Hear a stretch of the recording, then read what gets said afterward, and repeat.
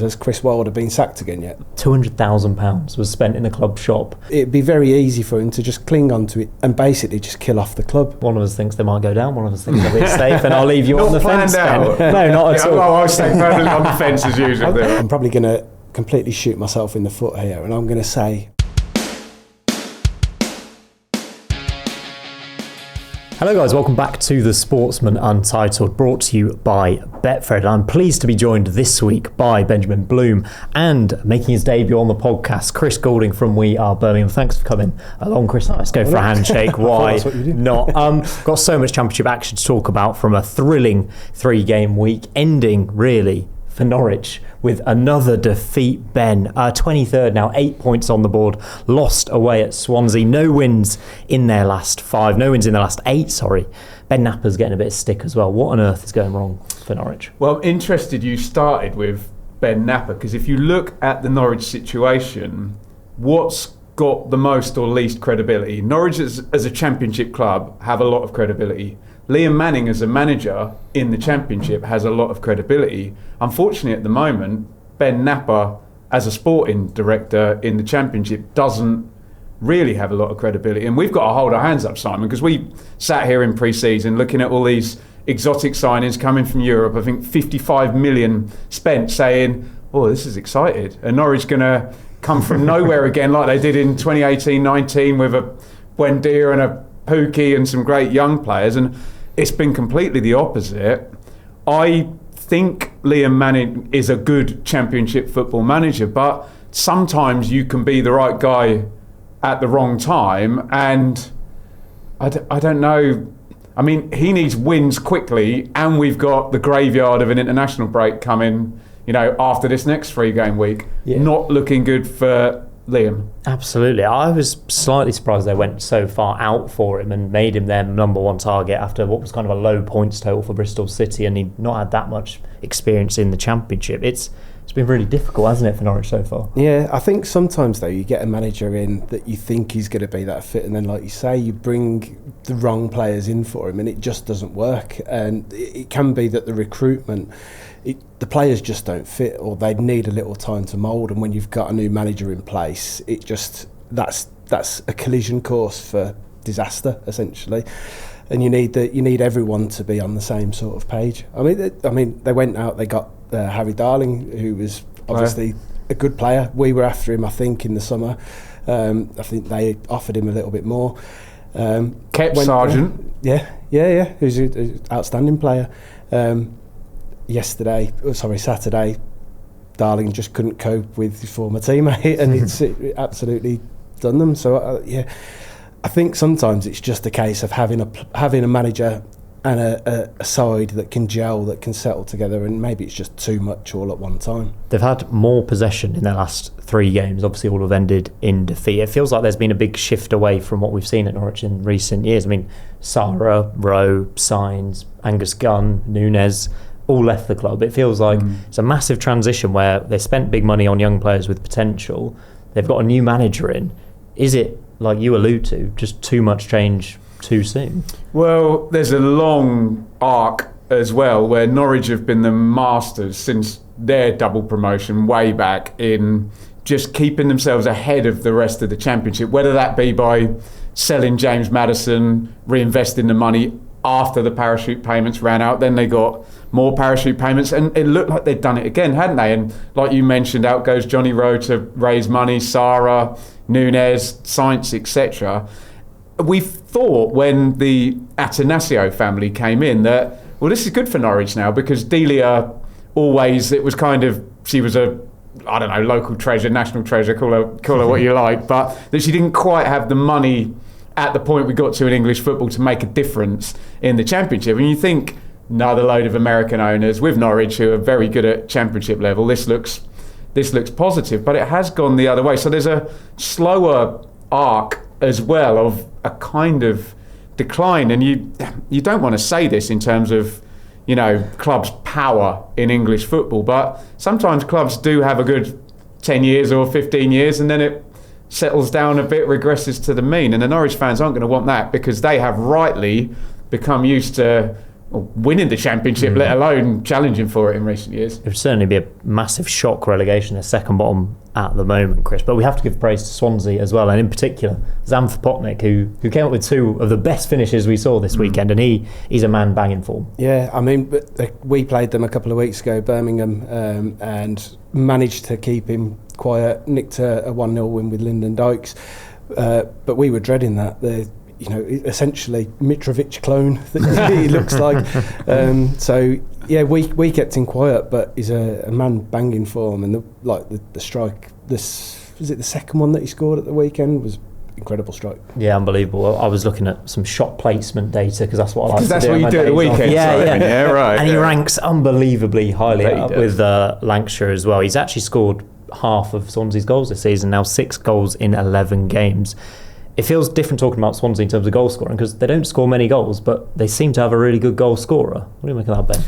Well, when we were talking about Norwich spending lots of money on kind of European players and it not working, and then you look at the example of Vipotnik, and you told me he's 23? 23, I believe, yeah. I mean, there you go. That's how you do business at second tier level, isn't it? You've got to go to foreign shores because the players, even players coming from League One, although we mentioned QPR have been good at that this season, but can you go to European shores? Can you pull in a young striker? And I'm sure you're slightly tongue-in-cheek with the Mitrovic comparison, but he's been the guy, the striker in the last decade. If you can get anyone close to that, and the guy's going to be worth a lot of money. And it should be pointed out, Swansea are fairly middling, aren't they, at the moment? And sometimes you get that with a middling team. They play through a striker and he can get them maybe you can do that more with a middling team. You can say, right, get him the ball, get him to score goals. And I mean, you tell me, Simon, I think we're multiplying the 6 by 4 in terms of games and extrapolating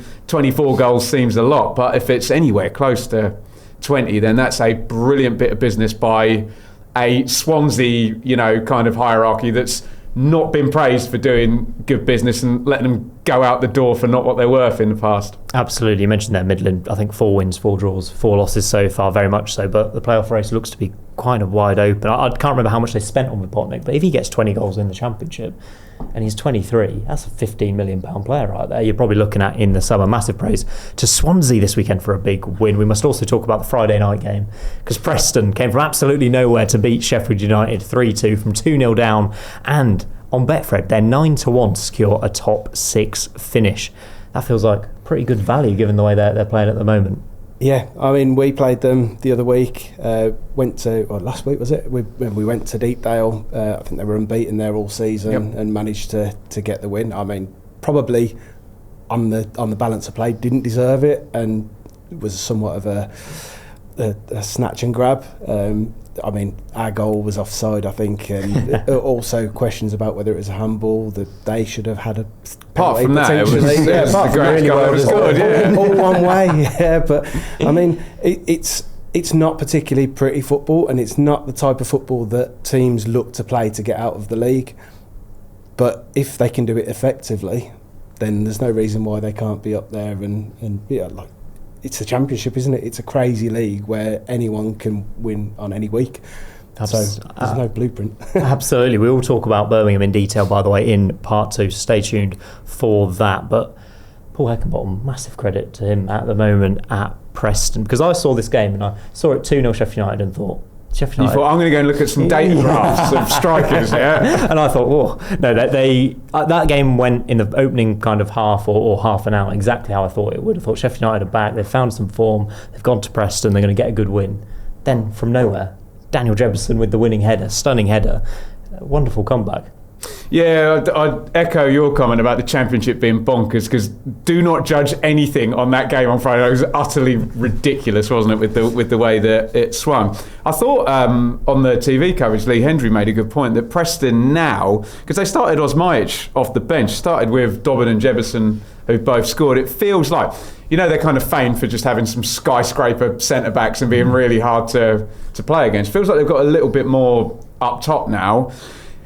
You said the playoff race is wide open. I can still see why they are 9-1 in respects of, you would expect a few different names might be able to slide above them, but they're ticking off the parachute teams, aren't they? At Deepdale, they've beaten Ipswich, Leicester and now Sheffield United, and I bet they'd play Southampton there tomorrow if they had the chance, wouldn't they? Home form has been massive for them, hasn't it, as well? As you mentioned, obviously Birmingham got a win, but that's how you build a playoff charge. Yeah, I mean, the big question about that game is, has Chris Wilder been sacked again yet? Because he's staying put for now, I think, just about. Talking of managers under pressure, though, we should come to Will Still at Southampton. Blackburn 2, Southampton 1 this weekend. Will Still in real trouble. Southampton now 20th, Ben. And I was looking on the kind of fan pages and forums, and there's quite a lot of frustration at Will Still here because they were playing really well. Worth noting, by the way, Adam Armstrong and Cameron Archer missed crucial one-on-ones when they were 1-0 up.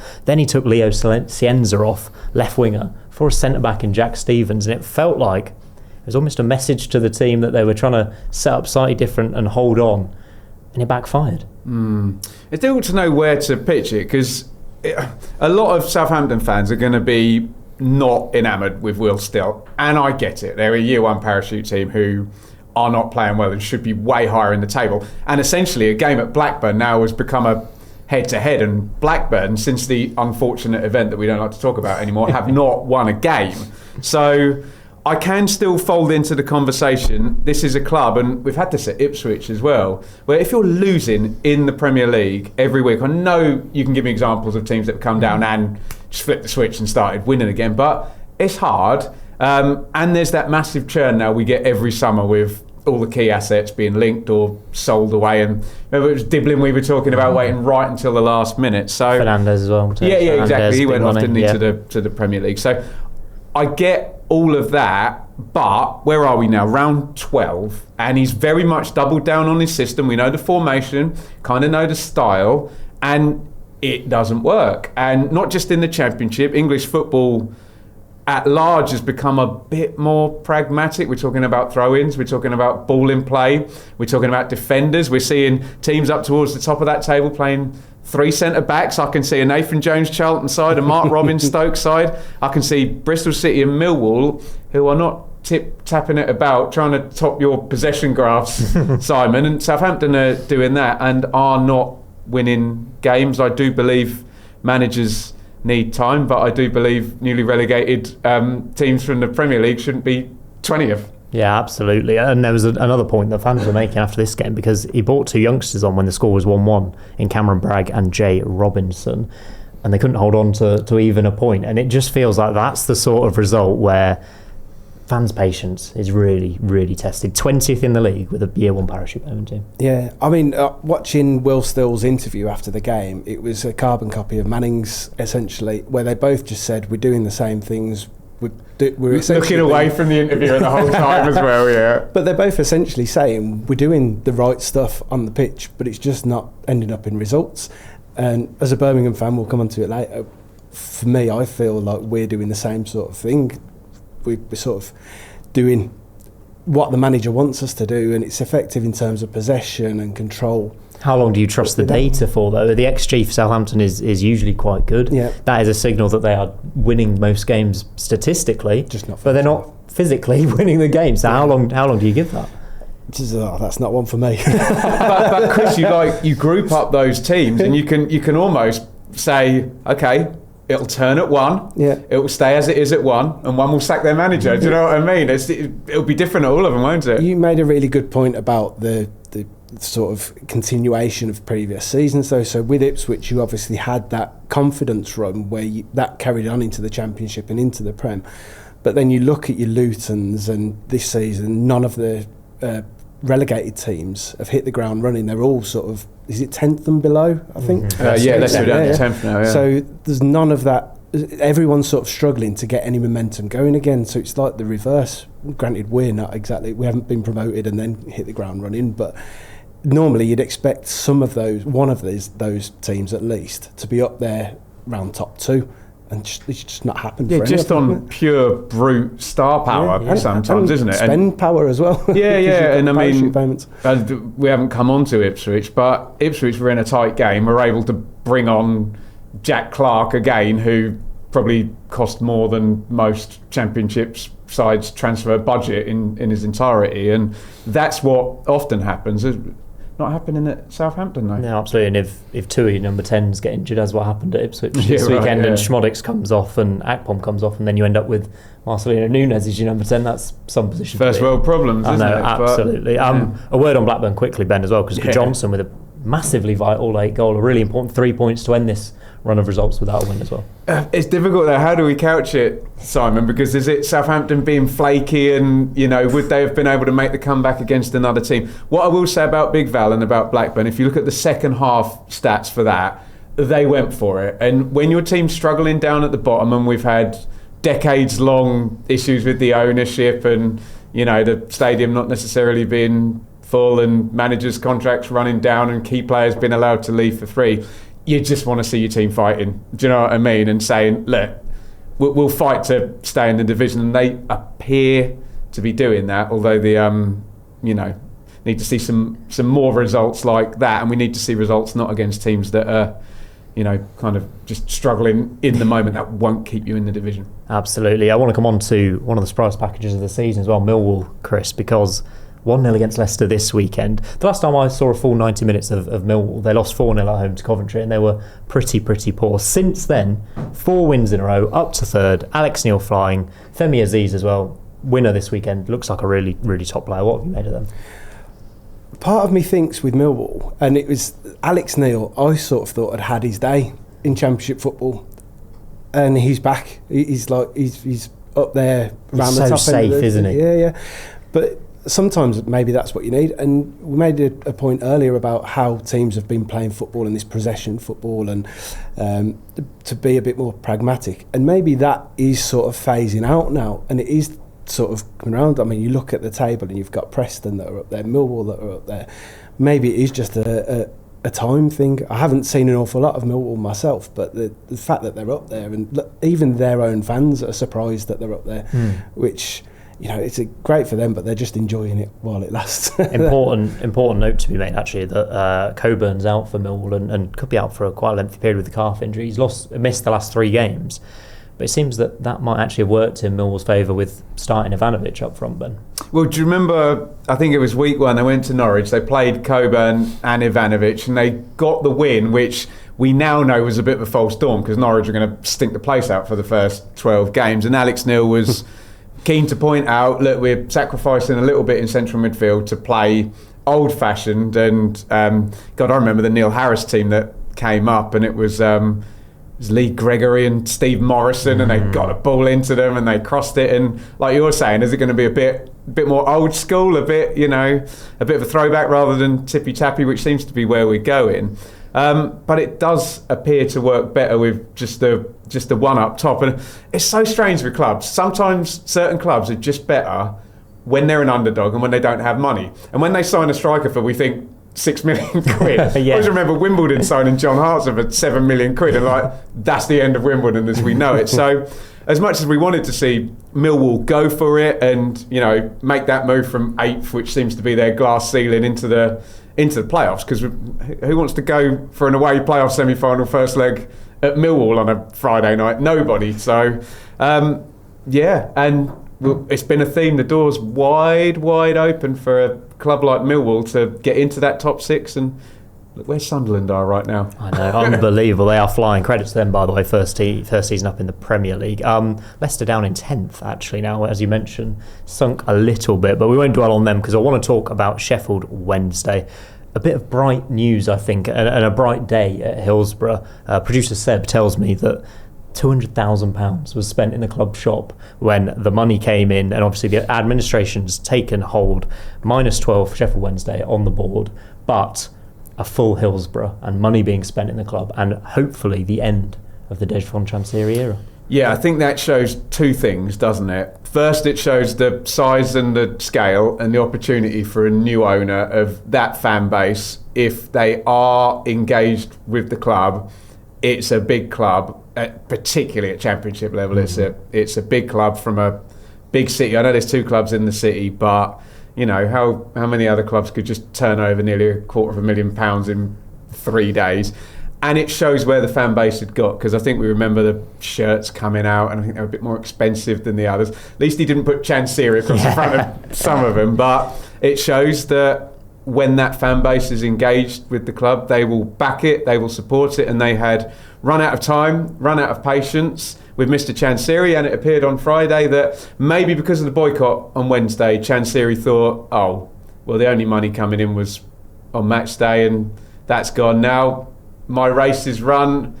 It's all over, and it's bittersweet, isn't it? Because those people from the outside will lurk and, oh, administration terrible, -12, they're going to get relegated, and us people who've been following it are like, well, they were probably going to get relegated anyway, and so the -12 is kind of irrelevant. And if the administration brings in a new owner in League One that can bring Sheffield Wednesday back again, then as much as no one wants to go in administration, and we do have to think about small business creditors that could be having a really bad time of it because of it now, for the institution of Sheffield Wednesday should be a good thing, we hope, long term. Absolutely, and they went from 7,000 attendance versus Borough midweek with that protest to 27,000. It's such a tough season for them, but as I say, light at the end of the tunnel, kind of, as Ben alludes to. It's commendable that they managed to get a boycott with only that many people attending. Bear in mind that was it Middlesbrough. Was it Middlesbrough? Yeah, I think they took more fans, actually. They're probably more away fans than home fans. For me, like, we've been through similar in recent years. Our sort of nightmare has come to an end, and we're on now at a bright new beginning. But we've been through what they've gone through, and people would still buy tickets. People would still go to games and buy shirts and spend money. And it's because they see themselves as genuine fans, real fans. And if you're not going, like, you support the team, you don't support the owners. But sometimes it does need that. It needs you just to go, no, we're not putting any money in your pockets anymore. I'll support the club. I'm still a supporter, but I'm not going. And maybe that has done the trick. Not spending money in the club shop, not spending money on a match day. And maybe he has just gone, right, okay, I'm not going to do it anymore. Because there were Sheffield Wednesday fans that were expecting him at the last minute to make the payment so that they continued and they didn't go into administration. So, yeah, I'm pleased for them that they've managed to escape it, and it hasn't completely killed them off. They're a historic club, aren't they? So one of the oldest clubs in football. Strange, isn't it, being pleased for a team that's just got a -12 deduction, is on -6 points at the bottom of the league. Their own fans were celebrating it because it gets them out of the rut that they're stuck in, and it'd be very easy for them to just cling on to it, do enough, and basically just kill off the club, which no one wants to see. You don't want to see any football supporter lose their team. So, yeah, happy for them.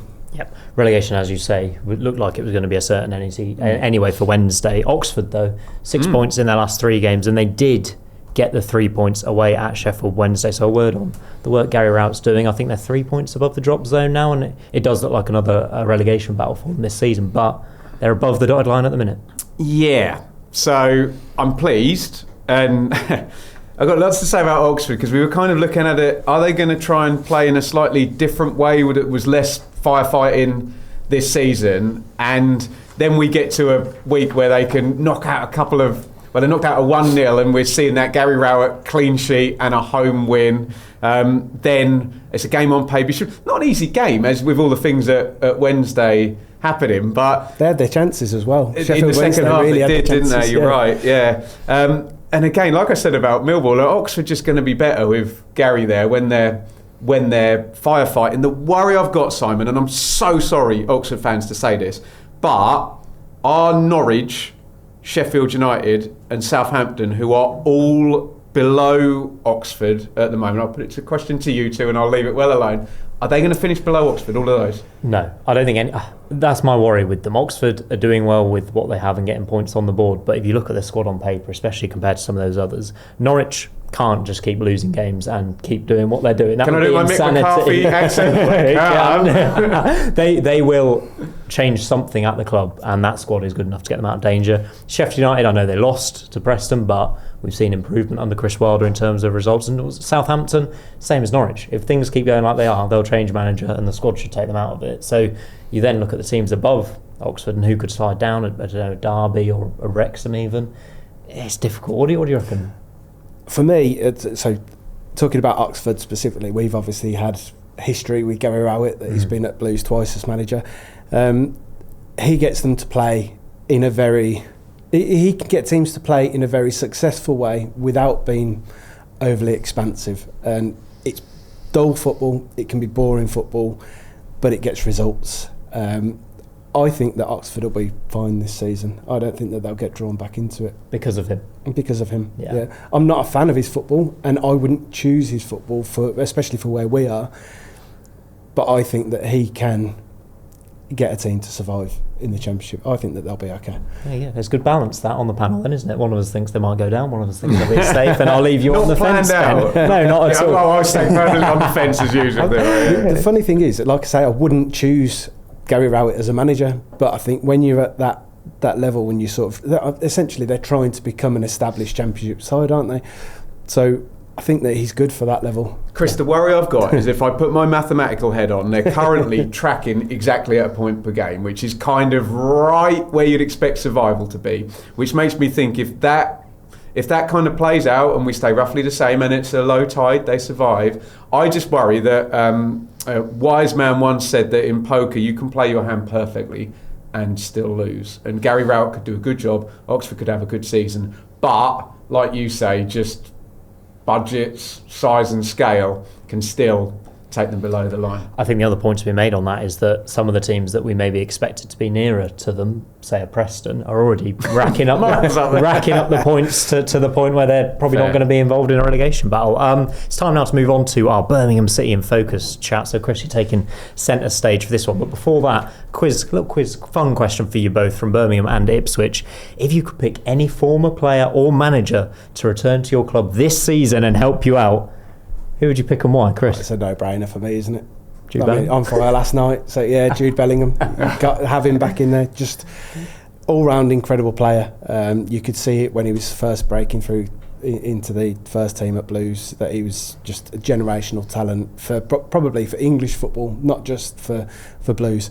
Then he's obviously gone on to show that. I couldn't pick anyone else. Absolutely. What about you, Ben?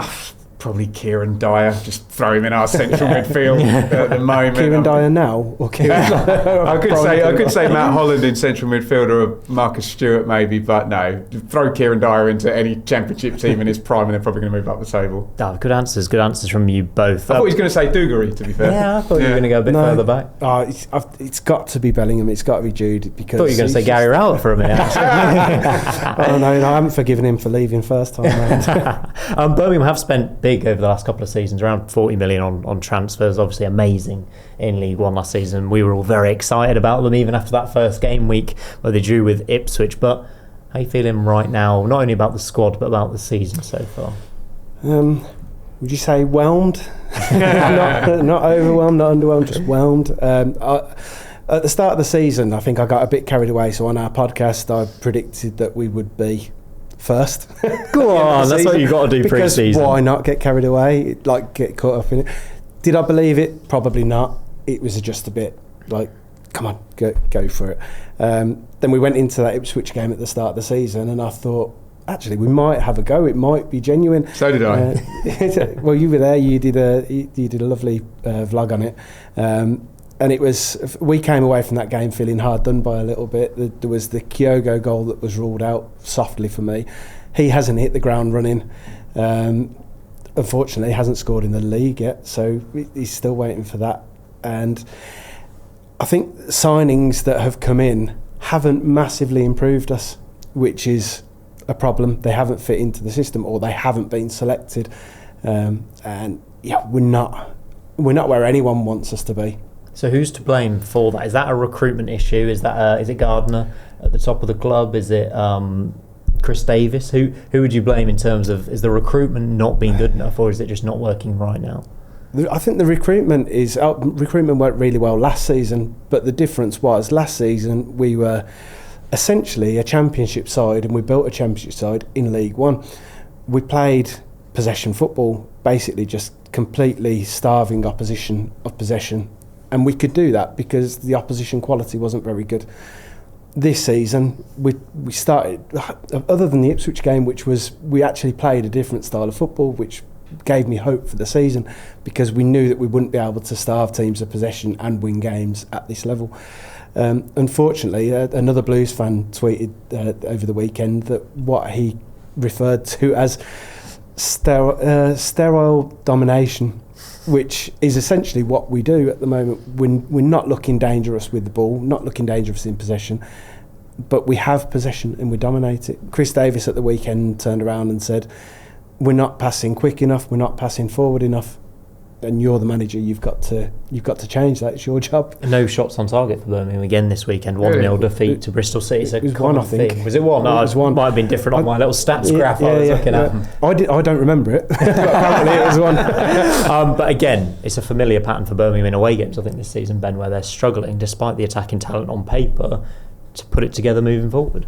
Yeah, it's fascinating, isn't it? Because I was certainly carried away with everybody else in the summer. I think there's probably some mitigating factors I'd put to you, Chris, in terms of we don't see many teams immediately, when it's wholesale changes and 8-9 potential first team players come in, it's hard to make it click, isn't it? And like you say, it was a very kind of bespoke pattern of play. I take the thing about the pace of it because, no disrespect to the great players entertaining us in League One, but a bit more time on the ball.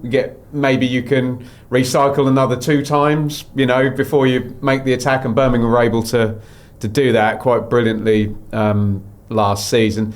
I think we can talk about what we've mentioned in terms of the Championship looks a bit more pragmatic, and there are fewer teams that you would say are now a good matchup for Birmingham, where you're going to have probably Ipswich one where it was a good matchup for them, where both teams are trying to play football, but those teams seem to be a little bit fewer. And I guess on the recruitment, I remember seeing the 2 centre halves on opening day and thinking that looks really solid, and then obviously they don't want to dig out Jack Robinson, but that's kind of been tried and not worked out, quite certain in goal. As you mentioned, strikers not working. I was really excited about Doyle, and that seems to be happening now a little bit, but well, you'll know better than me. So Doyle was one, Neumann was another that we were expecting to see. I mean, there was a Wolves fan that said to me at the start of the season, he'll be your player of the season this season, and then 6 weeks into the season, why is he not playing? And it was like baffling. And then we did see him play, I think it was Sheffield Wednesday, and he was man of the match for 60 minutes, and Davies took him off to actual booze. Wow. And it was just a sign of this guy is a step above of what we've got. He's what we've gone to recruit for, and you're not giving him this chance.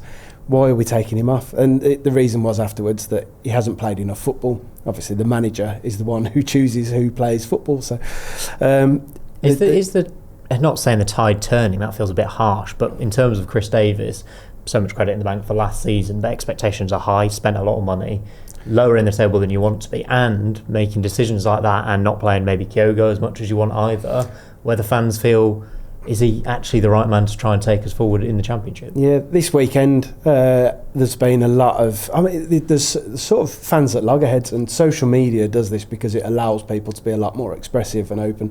If there was no social media, it'd probably be people down a pub chatting and going, it's not as good as we want it to be. Ultimately, social media is out there and people can be a lot more vocal, and it seems like there's a lot of pressure on Chris Davies. At match days, not so much, because people are a lot more relaxed and calm about it. They can see that we're trying to work things the right way. He's trying to correct it. Plus, he's got a lot of credit in the bank. But when it comes to social media, it's easy to be...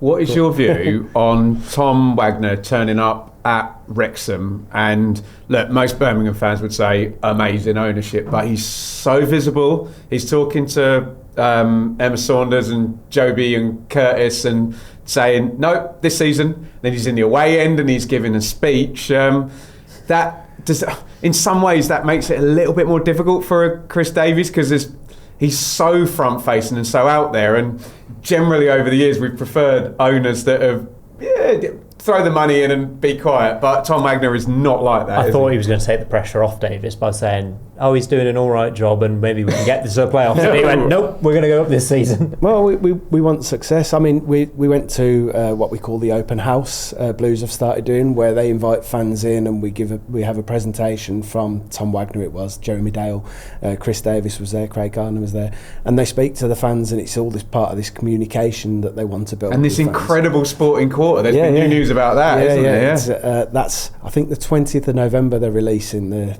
stadium design. Wow. So that's very exciting.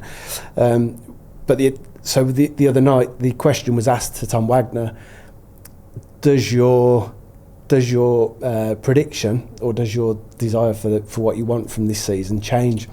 And he said no.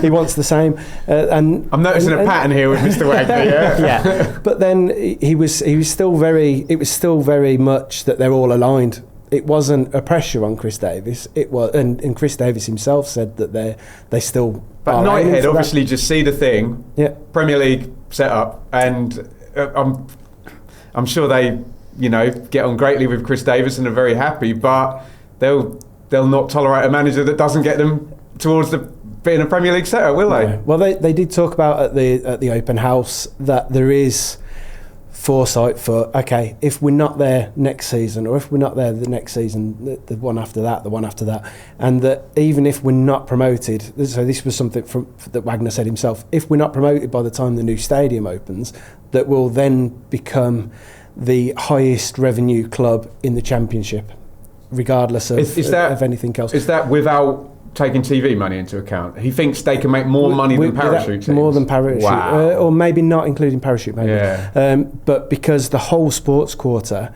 is a hotel, housing, shops. Imagine what the naming rights for the stadium's going to make as well. And that's what he said the other night as well. It goes to the highest bidder, whoever gives the most money for it. Just completely unapologetic about it. It is what it is, isn't it? He said that this money, this revenue, wasn't for Knighthead. This is for the club. Right. And that means that we'll be up there. So they've predicted that if we get promoted, or he said when we get promoted, we will be in the top 6 revenue of clubs in the country, in the Premier League. And that's because of this whole other area that comes into it. It's not just the stadium. There's an arena, there's shops, there's housing, everything goes into the club. And that means that when that happens, we're fully prepared for it. It's very exciting off the pitch, obviously, everything that's going on. I want to bring us back to on the pitch, because it's 11 goals. Sorry, you're getting a bit carried away with your 60,000-seater stadium. I want to talk about Birmingham. 62. 15 points on the board, 11 goals in 12 games. Is promotion realistic this season for you? I mean, we're not out of touch. I suppose it's a Championship, so no one's out of touch until later on in the season anyway. The important thing for us is staying within that distance when you come to the final third of the season. Can I hone in on Simon's question, Chris? Sorry to interrupt. For Birmingham to get promoted, we need one of these 11 wins in 14 games type run. Can they do that? Yes. Yeah, because, I mean, we did it last season, and I know it was a different level. But when things click, but for me, Chris Davies, there's maybe an element of stubbornness in the way that we play, and it comes back to what we were saying earlier about possession for possession's sake and actually being more pragmatic with the ball. If he can do that, if he can open up and sacrifice a little bit of that defensive possession, and I mean, we're not even solid. So with the possession that we have, we're not even solid at the back. If he can be a bit more expansive going forward, and we can look a bit more dangerous, and we can make teams fear us, then that can happen. We have to get the right formula for it. For me, I think Kyogo not playing has been a big mistake, especially at the weekend. I think it was, if you have Stansfield and Kyogo, you've got a lot of movement up top, and that means that teams need to actively track you, and the movement there, they sit deeper. Whereas it's very easy at the moment. Stansfield comes deeper to get the ball. He's playing as a forward. You've then got, we had Peck at the weekend, who's naturally a deeper midfielder, and he had him at the 10 position with 4 10s on the bench. I can see a very, very, very spicy January coming our way in the Championship, with Wrexham and Birmingham thinking we need to spend a bit. And possibly an Ipswich or a Southampton panicking a bit. Yeah? 100%. So I can see them going really quite big in January. Sadly, you say that, but so for Birmingham, I think we're probably around about at the limit that we can spend this season because of FFP. Interesting. And we've done, you mentioned it earlier, that we've spent so much over the last 2 transfer window, or last 3, sorry, over the last 2 seasons, that we were maybe expecting it to be easier to offload players in the summer, right, which didn't happen. So we've now got players that are on bigger wages still sat there, so that's swallowing it up. So the Robinson signing that you mentioned, I feel like that was a bit of a desperation. We need a left-footed centre-back, go and get whoever we can, and it wasn't up there with what we needed. Very interesting point actually that's made. I want to come to your next 4 fixtures actually, because you've got 3 home games in there: Portsmouth at home, Millwall at home, Borough away, tricky one, and then Norwich at home straight after the international break. How many points from those would be successful, and how many does Chris Davies need to stay in post as such? I'm probably going to completely shoot myself in the foot here, and I'm going to say I don't think that the next 4 games changes it for him. I think he's done enough to get the season. Could be completely wrong, because you never know what so this open house that they had the other night, the ownership said, like, we're all on the same page, full backing, and it wasn't like a vote of confidence that you get, the old football manager thing where it's like, oh no, it's a dreaded vote of confidence. It seemed real.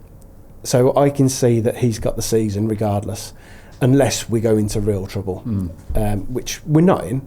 Like we say, it's the Championship, anything can happen. You win 2 games and you shoot at the table. For me, the Millwall one is the tricky one of those games. The Borough one, we never win at Borough. So that's probably the one that will win. The Millwall game, I think, because of the form that they're in, that's a difficult one, especially at home. Our fans are feeling the football a little bit. It's not, the atmosphere isn't as spicy as it has been. But over the next 2 games, we need it to be, because we need to make it intimidating. So fingers crossed we can support them, but we need to see attacking football, I think. Okay, 1 word answer only. Do Birmingham finish in the top 6? Yes. Ben? Can 1 word be I don't think so right now, but that could possibly change? That's what I was thinking. I think you do.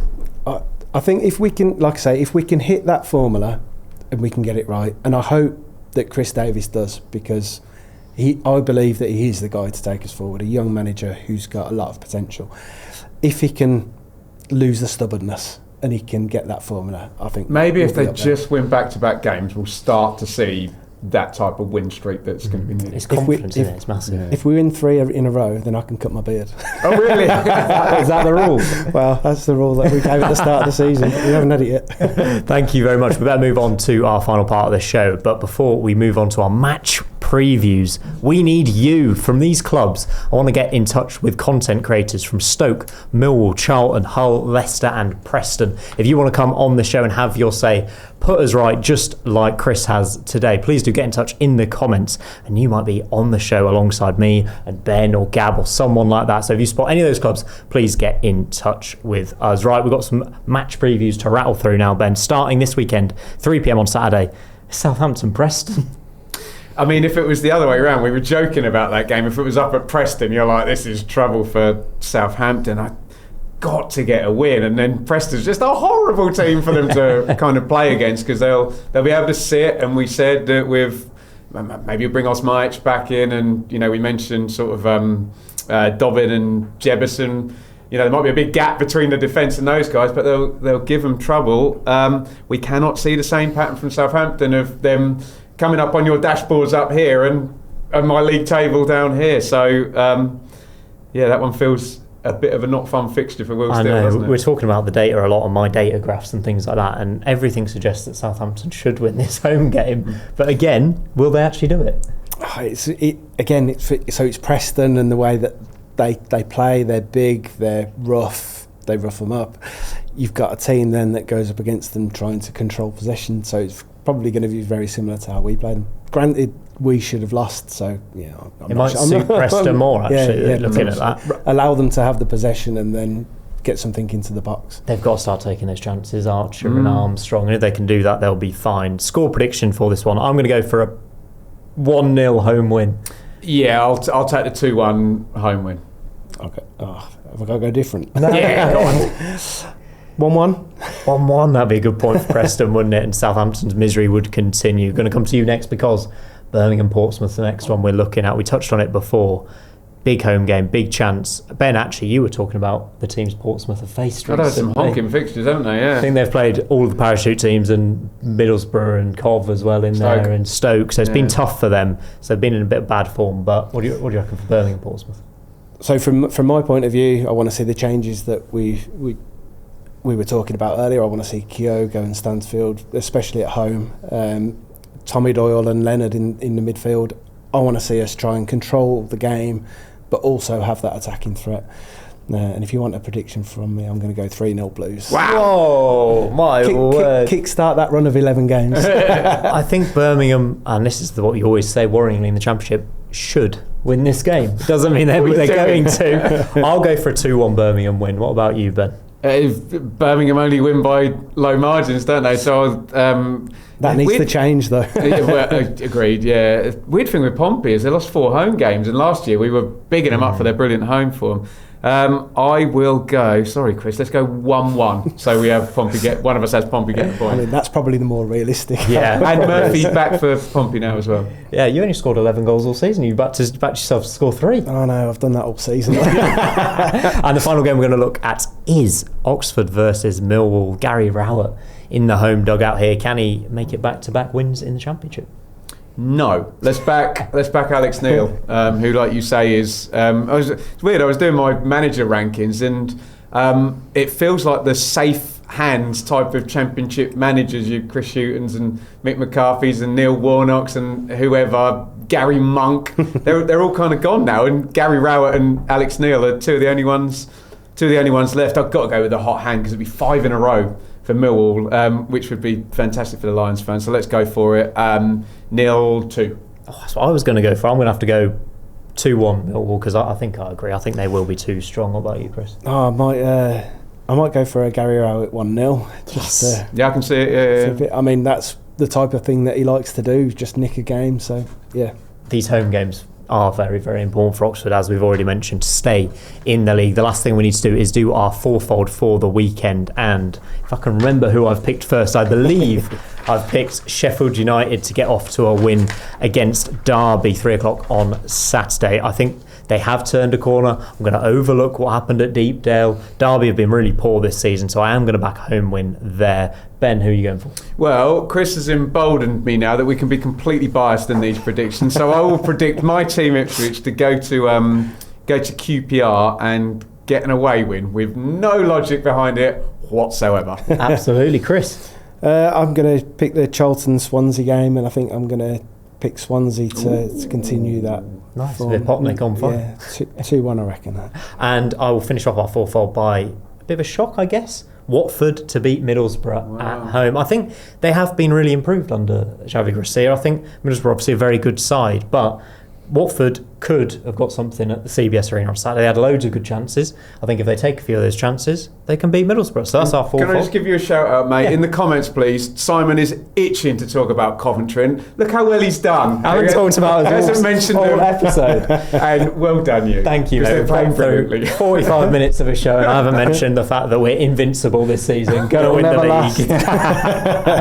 Thank you very much both for joining me. It's been a real pleasure to talk to you both. Make sure you get your thoughts on Birmingham City in the comments down below. Where will they finish this season? Yes or no? Will they make it to the top 6? But we'll be back with a preview of Wrexham versus Coventry, so I will get to talk about Cov on the Sportsman Title Extra coming out on Thursday. That's all for now. Like and subscribe, and we'll see you on Thursday.